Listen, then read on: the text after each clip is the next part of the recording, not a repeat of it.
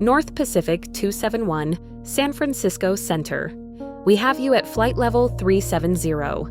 Weather looks clear for your approach. Over. San Francisco Center, North Pacific 271. Roger that, we're... Wait, Tara, are you tracking anything near our position? Negative, NP271. You're showing clear on our screens. What are you seeing? There's something off our starboard wing. It's so beautiful. NP271, please confirm what you're observing. Do you need assistance? The light, it's so beautiful. Captain Rhodes, please clarify. What kind of light? The color of my eyes, Tara. North Pacific 271. Do you copy? North Pacific 271, please respond. North Pacific 271, San Francisco Center. Please acknowledge transmission. Jensen, they're gone from radar. Initiating emergency protocols. North Pacific 271, if you can hear this transmission, please respond. On November 12th, 2018, at precisely 2:37 a.m. Pacific Time, North Pacific Airlines Flight 271 vanished from radar approximately 340 miles off the California coast. The final words from the cockpit weren't of panic or technical failure, but a cryptic observation of beauty before all contact was lost. This is the story of Project Nemo, the investigation into one of aviation's most perplexing disappearances.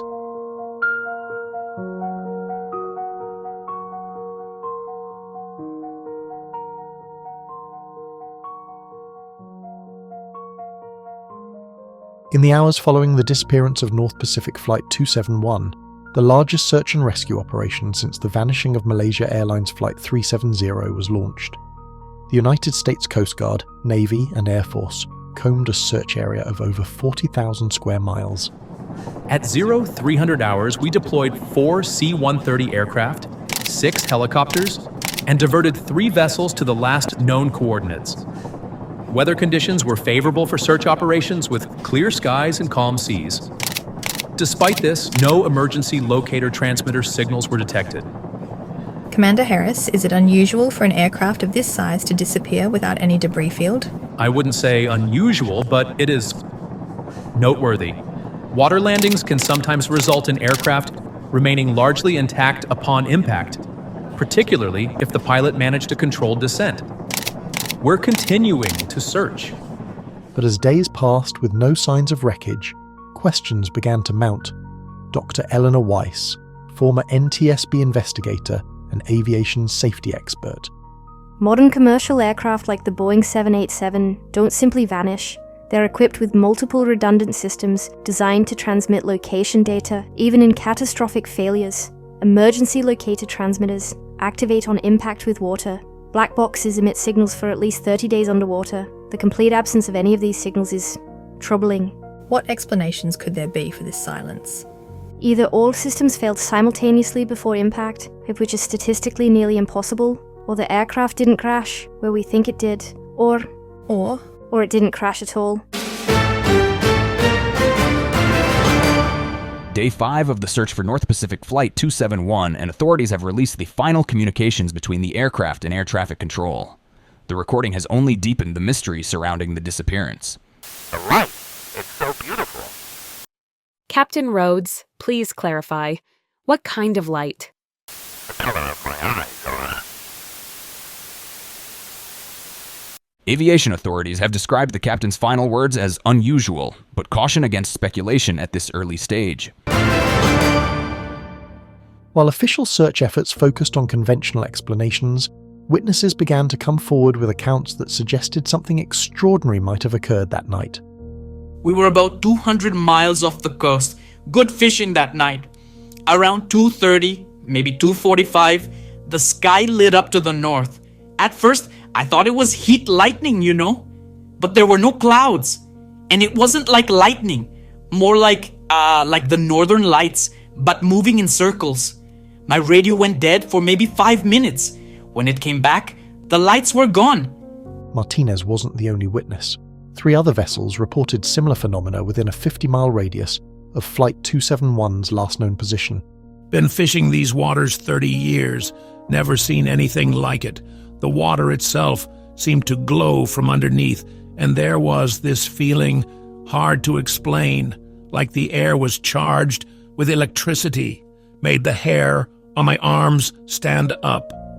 5 days after the disappearance, North Pacific Airlines held a press conference addressing growing rumors about the nature of the incident. North Pacific Airlines is working closely with the FAA, NTSB, and Coast Guard in this ongoing investigation. We understand there has been speculation regarding the final transmission from Flight 271. We urge the public to respect the privacy of the families during this difficult time and to allow investigators to do their work without the pressure of unfounded theories. Is there any truth to reports that military radar detected unusual aerial phenomena in the vicinity? We have no comment on unsubstantiated rumors. Next question, please. But behind closed doors, the investigation was taking an unexpected turn. On day 7, a classified military report was leaked to the press. The document I received came from someone inside Pacific Command. It confirms that military radar installations tracked an unidentified object in the vicinity of Flight 271, approximately 3 minutes before the aircraft disappeared. The object was moving at speeds exceeding 3,000 miles per hour, made course corrections impossible for conventional aircraft, and disappeared from radar at exactly the same moment as Flight 271. The Pentagon issued an immediate denial, claiming the leaked document was fabricated. But for many, including families of the passengers, questions remained. My husband David was on that flight. He was a physicist, very rational, very skeptical about everything, really. The night before his flight, he called me from Tokyo. He seemed excited about something he'd seen in a science journal. Something about unexplained atmospheric phenomena over the Pacific. I didn't think anything of it at the time, but now, I just want to know what happened to him. To all of them. As the official search was scaled back after 2 weeks with no results, an unexpected discovery would force investigators to consider possibilities far beyond mechanical failure or human error. We found it floating about 400 miles south of the search area. At first, I thought it was just garbage, you know. The ocean is full of trash these days, but when I pulled it up, I knew it was from the plane. What Captain Suarez recovered wasn't part of the aircraft structure or personal effects of passengers. It was the pilot's logbook, a physical book that, by regulation, should have been stored in the cockpit at all times. The recovery of Captain Rhodes's logbook raises several questions. First, how did it end up 400 miles from the last known position? Second, why was this single item the only piece of evidence recovered? And third, perhaps most puzzling, the final entry, dated November 12th, doesn't match Captain Rhodes's handwriting according to our analysis. And the content is disturbing. The final entry in the logbook contained just 7 words. They are beautiful. They are watching us. Next time on Project Nemo, the investigation. What did military radar actually detect that night? Why were specialized NASA researchers brought into the investigation? And what did Captain Rhodes mean by his final words about the color of my eyes?